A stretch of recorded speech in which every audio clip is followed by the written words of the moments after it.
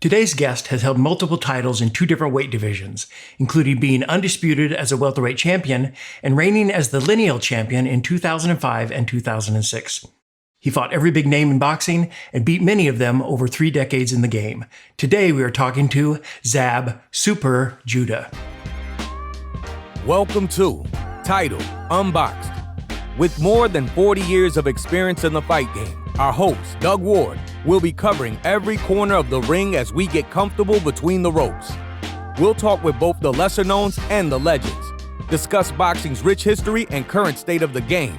We'll also look at today's latest innovations, equipment breakdowns, and insights you won't uncover anywhere else. Join us now as we take a look inside Title Unboxed.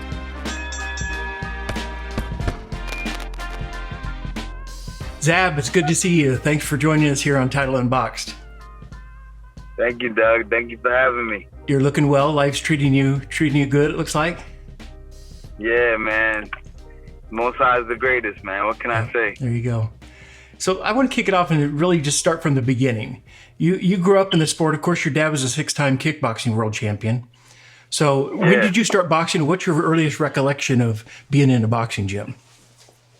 So actually, my dad was a 3-time kickboxing world champion, a ninth degree black belt in Shotokan Jiu-Jitsu. Gotcha. My father he's different. You know what I mean? He's a different kind of guy. So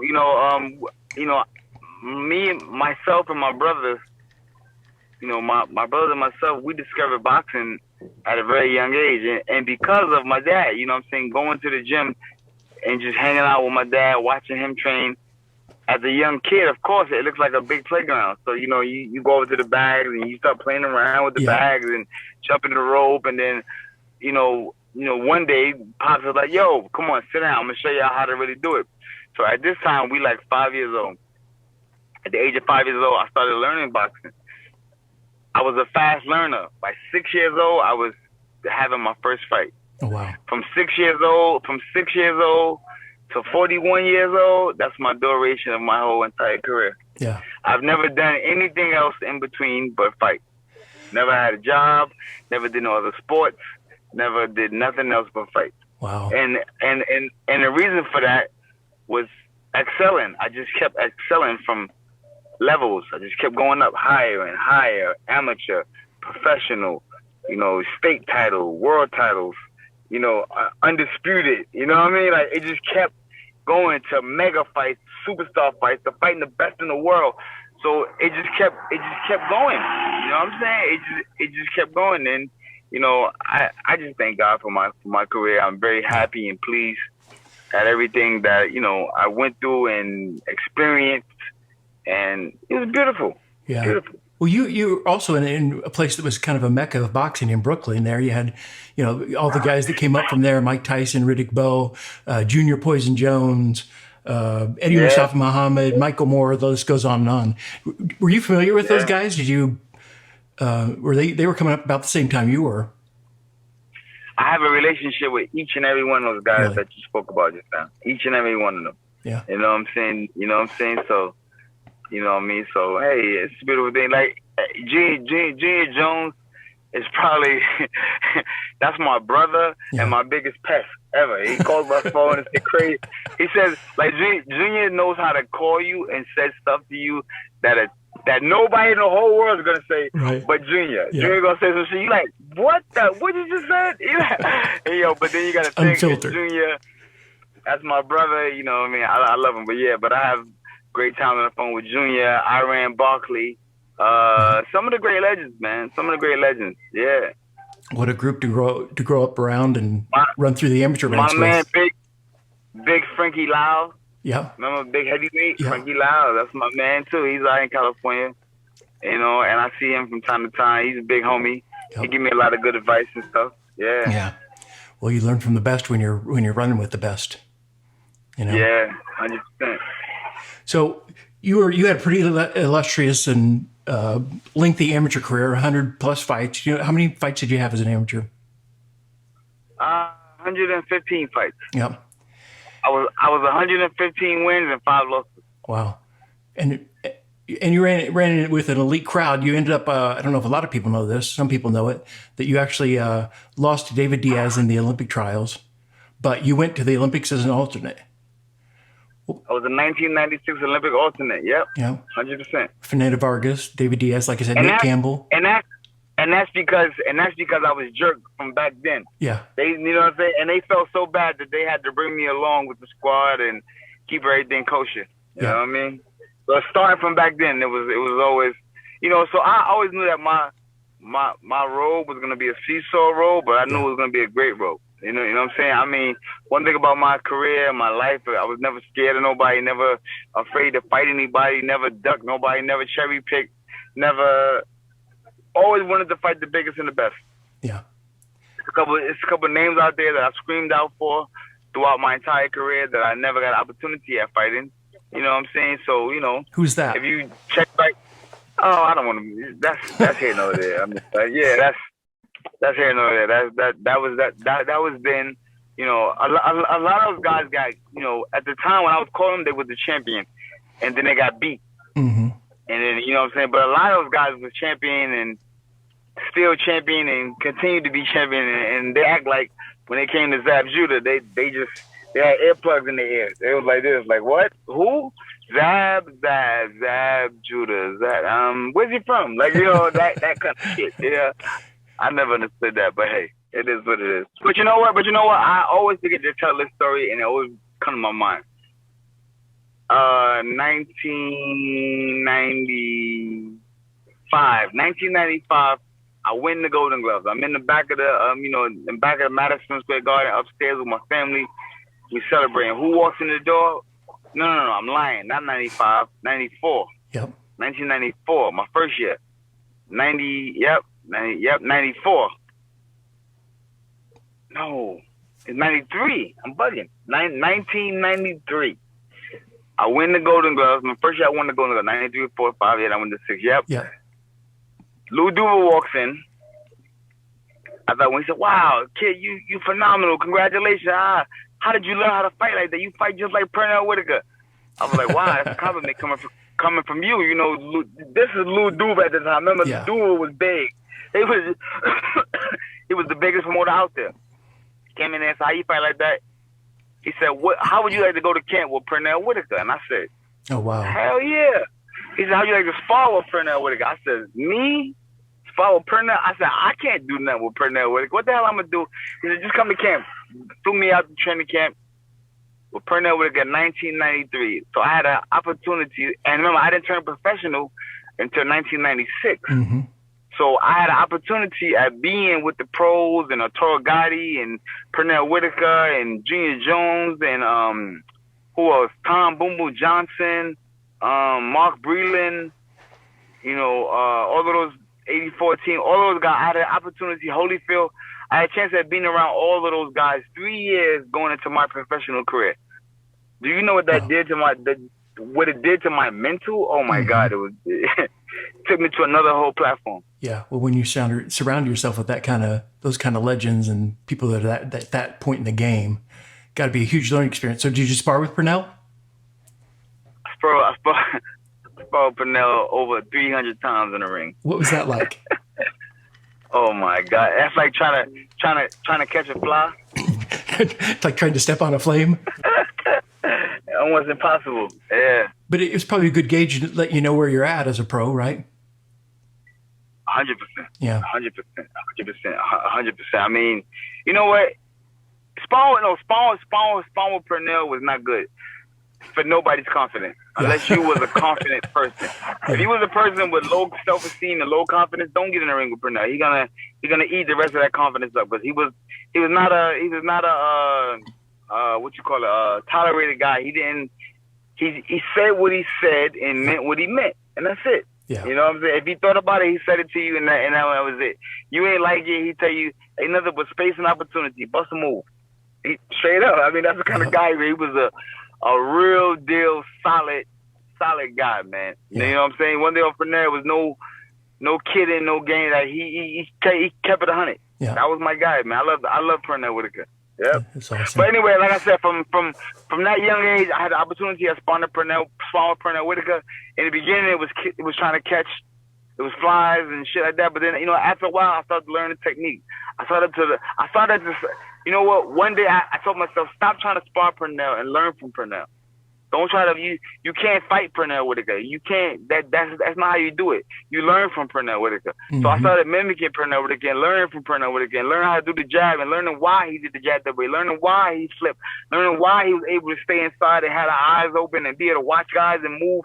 You know what I mean? That's a science. Bro, do you know what it's like to stand in front of a man that's trying to knock your face off with your eyes wide open right here and flipping like that? By making it miss by fractions of an inch. Yeah. Do you know what that is, brother? Oh my God, that takes unbelievable heart, unbelievable. You know what I'm saying? So this is what I had to learn. I learned this at an early age, and I was like, wow. So by the time it was time for me to go professional, it was phenomenal. It was Super Judah was born. I ain't gonna lie. Super Judah was born. Yep. So from that, you took a lot more experience into that USBA super lightweight title fight against Mickey Ward than just your pro fights. You took a lot of sparring experience and being around those type of guys. You know what? Mickey Ward was a legend. He was a legend at the time when I fought him. He's a legend still today. I have a lot of respect for Mickey Ward. He was a spoiler. I mean, he took a lot of guys' undefeated records. Before I fought Lucas Matisse, Mickey Ward was the hardest fighter that I ever fought. Really? Mickey Ward. Yeah. That was, you know what I'm saying? And I still tell people that, you know what I'm saying? He is the hardest fighter that I ever been in the ring with because he made me use my mind that I never had to use my mind like that ever. I remember clearly I was in that fight thinking like, oh my God, like I just kept coming up with game plans. If you watch the fight, you can tell because I kept switching the style up. I would go fast, fight some, box some, move some, fight some. You know what I'm saying? I did everything, and I kept thinking because I kept remembering Mickey Ward had that body shot. He had that body shot that he'd stop a donkey. He'd stop it. You know what I'm saying? You know how big a donkey is. So, and he hit me with it in the 7th round, and man, that was that's another whole story. Whole story. Well, and then 7 fights later, you're in another title fight against Junior Witter. Junior Witter. That's who it was.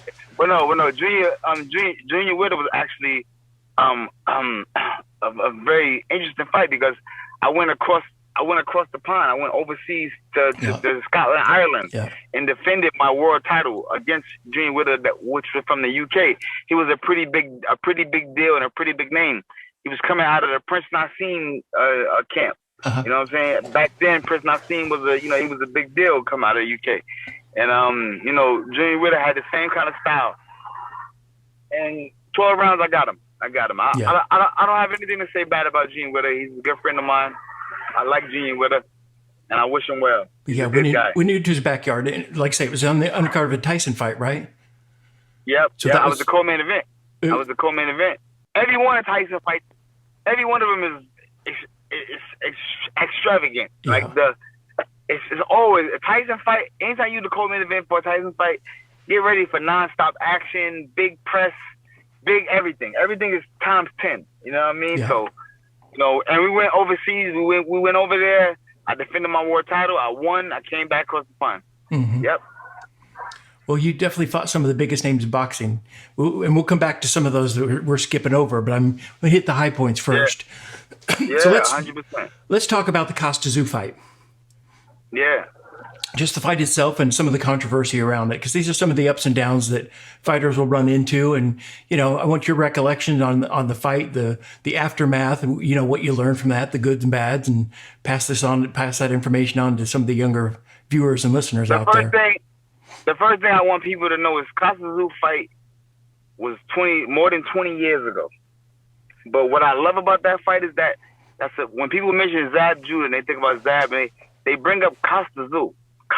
Yeah, I've been looking at them like, that was 20. You know how much stuff I've done in between Costa Tszyu? Yep. Legendary shit. Like, nobody, I'm like, huh? Costa, what about Costa Tszyu? I'm like, that was 20 years ago, bro. I was a young kid that got caught up in a young situation. I got caught with a punch I was never given the opportunity at defending myself. I beat the count. I was on my feet. The round was over. I was supposed to go back to the corner, and at that time, I had no losses. Everybody know I was a killer back then. If I was able to continue that go to my corner, because the round was done. No matter what would have happened, no matter what Jay Nettie said, the round was over. Yeah. So you had to still go back to the corner. You had a whole minute to recover. You know what I'm saying? So no matter what, I still have, my bearings were still there. I could have went back, recovered, got my water, got my time back, and I would have came back out. Everybody know it would have been a totally different fight. But yeah, it is what it was. It was one of my learning experiences that I learned from. It messed with me for a little while, but I got over it. Yeah. Well, and you did get over it. How do you bounce back from your first loss? How did that affect you? Did it, or you just brushed off and? No, I just keep coming back and keep beating up people. That's it. I had to keep coming back and just winning. I won after the Costa Zoo. I had to come back and win another world title, and another world title, and another one. Like, you know what I mean? Like it just made me feel better every time I racked up more belts. Yep. After Costa Zoo, I came back. I think I beat DeMarcus Coley, Chop Coley, yep, Chop Coley, for the WBO Championship of the World. When I put that strap around my waist, that was like okay, I'm back. Kind of redemption. You know what I'm saying? Like, it was one of those, like, okay, it took it from me, the bullshit, but I got it back now. Okay, yep. I'm back now. You know what I mean? And then I just thought I just kept it going. Yeah. Let's jump then ahead to the Cory Spinks fight. Lost a close decision the first time out, but then fought him a second time, and you stopped him the second time, right? Yeah, nobody fights a person and beats them and then give them a rematch. Yeah. The reason why I was given a rematch for the Cory Spinks fight, and it got nothing to do with Cory. Cory was a fighter. He don't make none of these decisions, in a fight as well as myself. So this is not towards Cory. The reason why I was given a rematch, because I won the fight. They knew they did the ultimate jerk bitch on me. So they said, okay, we let you fight him. Don King said, we let you fight him again, but you got to fight him on our terms. Mm-hmm. In his backyard. And the first fight I made 1.2 million. The second fight I made $100,000. Oh, really? I made $100,000, and I was given $100,000 bonus for knocking him out. Wow, that's a huge pay cut. On the second fight, but in return, to show you how good the Lord is, I won the undisputed championship of the world, mm-hmm. a prestigious title that a lot of fighters today don't even get an opportunity at winning. Yeah. Well, you know what I mean. So, well, you went into other guys' backyards quite a bit. That didn't seem to bother you. Yeah, never did. I'm from Brooklyn, man. I'm from Brownsville, man. We was born in the backyard. Yeah. So what adjustments did you make between the first fight and the second fight that made it so? I mean, the second outing was for sure more dominant. I mean, it was more telling because you stopped him, and So the first fight, the one thing I did with Cory Spinks, I got into a boxing match with Cory Spinks. Everybody in the world know Cory Spinks is a hellified, bona fide, solid boxer. He can box his ass off. He's that motherfucker. He gets moving like this, and you can't catch him. He is solid. He's solid. I got caught up trying to box Cory Spinks the first fight. The second fight, I took it to him. I fought him. I bullied him. You know what I'm saying? I made him fight. You know what I'm saying? I knew I was a stronger fighter. You know what I'm saying? I dropped him in the first fight in the 12th round with one punch. So I knew. I said, okay, I got to fight him. The second fight, I got to take it to him and fight him and just be rough with him. And that's what I did. Yeah. Well, again, it made it more decisive, and that kind of victory's got to feel good. Oh, yeah. Yeah. So let's move on to the probably what might be considered the biggest fight of your career, just because of name recognition and the magnitude of it, and that's a fight against Floyd Mayweather. Yes, it was iconic. It was big. It was, at the time of the fight, I'm gonna tell you something funny. Facts. At the time of the fight wasn't as big as it is today as it was back then. Oh, really? The fight today is big shit. Whenever somebody come to me and talk to me about the Floyd fight, they like, oh my, they get passionate, excited. They're like, I don't give a fuck, you bitch. Yeah, if it was 6 rounds, you wanted to try shit in the draw. You knocked them down. Like, they're passionate. You know what I'm saying? And you can't control people. These are people feeling that I don't even know these people, but they come up with their stories. And one thing I always tell people, the reason what separates me and the Mayweather fight is I don't gotta feel bad about or feel good or bad or anything about the Mayweather fight, because the people, you cannot fool people's eyes. People know what they seen. The people know what they witnessed. They know what they seen. They seen Floyd Mayweather compete 49 different other times. Yeah. He ain't never performed like that before. They ain't never see him get touched like that before. They ain't never see him go through what he went through like that before. You know what I'm saying? So, you know, I don't even gotta say nothing. I don't even gotta say nothing. You know what I'm saying? As Floyd, now me and Floyd, that's my brother. I love him. You know what I'm saying? I mean, I wish him well. He, you know what I'm saying? Like I tell people, he's done some astronomical things in boxing. You know what I'm saying? As far as the paydays, he took the paydays to a whole different level, which is phenomenal. You know what I'm saying? But let's don't sleep on that Cory Spinks fight, baby. Going back to St. Louis and getting that undisputed. That was big, baby. That was big. Well, I think people probably remember the Mayweather fight as much just because of what he's done since, you know? Yeah, of course. Yeah. And you did knock him down. I mean, his glove touched the canvas. There you go. I don't want to, because besides that knockdown, nobody else did it. The whole world. 50 other motherfuckers, nobody else did it. I raised the hand. Yeah. I be that baby pappy. Well, and later, didn't you joined him in training camp for Pacquiao, right? Yeah. Yeah, what was that like? Great. But I got to watch him at one of his at that time that was a big fight for him. That was his first time crossing over, making $100 million. Yeah. He was excited about it. He was like, yo, so I'm making 100, like what? Nobody, like that was unheard of. You know what I'm saying? It was like astronomical. And I watched him, I got the chance to train with him. He trained for, and like I told people in the press, and I say it again. Floyd Mayweather trained for that Manny Pacquiao fight like he was broke. Like he didn't have $1 in his account. That's how he trained. He trained like there was no tomorrow. Like I ain't got nothing. And if I don't beat this fight, I can't. You know what I'm saying? That's the way he put that's what I witnessed. I witnessed him put that kind of time and effort into the hunger and effort into everything that he did. So I was telling people, I said, I watched Floyd Mayweather, you know what I'm saying, cross over to another platform and, you know what I'm saying, transform himself and say like, yo, it's no tomorrow. You know what I'm saying? And you know what I'm saying, we're witnessing that and being that. That's phenomenal. That's dope. So, I took my hat off to him for that, bro. Yeah. I witnessed it with my eyes. So, like I said, you fought too many good guys and big name fights to like touch on them all. But I do want to hit on some of the bigger names and just get your get your recollection and just impressions of the fighter and the fight itself. Let's start with Miguel Cotto. Miguel Cotto, oh man, I love Miguel Cotto. We did an interview recently, and I got a chance to tell Miguel Cotto thank you. Before I fought Miguel Cotto, I had 4 daughters. Now I have 3 sons. Yeah. No more girls. Before Miguel Cotto, girls kept coming, bang, bang. I had 4 daughters back to back. After Miguel Cotto, my boys came, bang, bang, bang. Zab, little Zab, Preston. Like they. I said, oh, this is good shit. I mean, so like I said, there's humor in everything. You know what I'm saying? Yeah. I lost the fight, but I gained my kings, my young princes. You know what I mean? That's awesome. What about Lucas Matisse?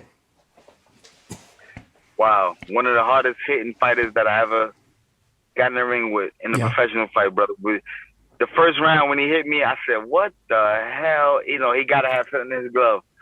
Then I thought, okay, maybe my mind is playing tricks on me. Maybe my mind is just fucking with me right now. Like I don't know why. Like why he hit me in the shoulder. And it felt like he was a 300-pound dude. Like boom! Really? I was like, what the fuck? What the? Yeah, Lucas Matisse, it was a crack. Heavy-handed. Crack. And you know what? It was crazy because I was his first. I was the first guy to defeat him. I was the first guy to defeat him. First guy to give him the law. And then after I beat him, he went on a knockout spree. He knocked out. He knocked guys out. Like, I mean, vicious knockouts. And I told her, I said, I told y'all, I don't do no capping. Motherfucker punch, I'm gonna keep it. I'm gonna give credit where credit is due. That boy hit like he got donkey in his glove. No joke. No joke, brother. He hit hard. Yeah. How about Amir Khan? I won the fight though. Yeah, you did. Amir Khan. Yeah, Amir Khan was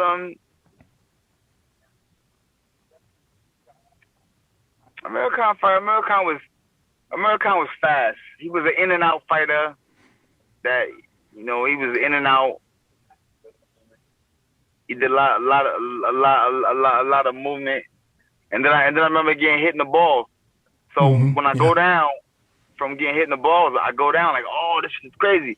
So I'm like, oh man, he hit me in the balls. So I hit a ref count. You know, I'm still conscious of the count. You know, no. Yeah, I was still conscious of the count, but I heard it when it said 8, 9, 10. I said, what?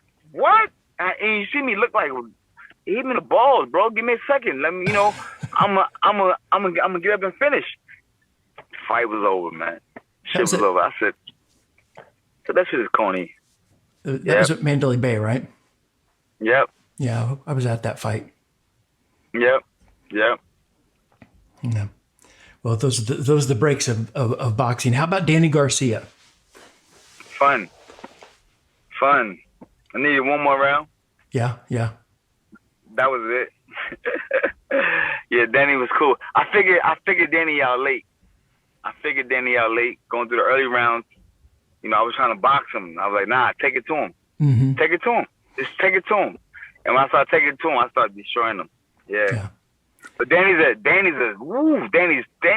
tough son of a bee.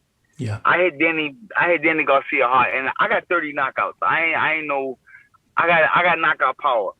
I hit Danny with some hard punches. Danny weathered the storm actually well. I mean, it was 2 of them joints I hit him with, and I hit him and looked at him like, oh shit. And he just kept coming. He's a tough guy. Yeah. A lot of respect to Danny Garcia. So last one, Paulie Malignaggi. Paulie was good. Paulie was fun. Paulie came at a I never really spoke about this fight. People don't really ask me about the Paulie fight. Uh-huh. What do you remember about it? What's your recollection and feelings about it? Paulie was fun. It was a good fight. That's it. So, I mean, you've had a lot of ups and downs, but let's talk about what you're doing now. You know, you've had a lot of experience. I know you did some celebrity boxing promotions, and you know, what's Zab Judah up to these days? What are you focusing on?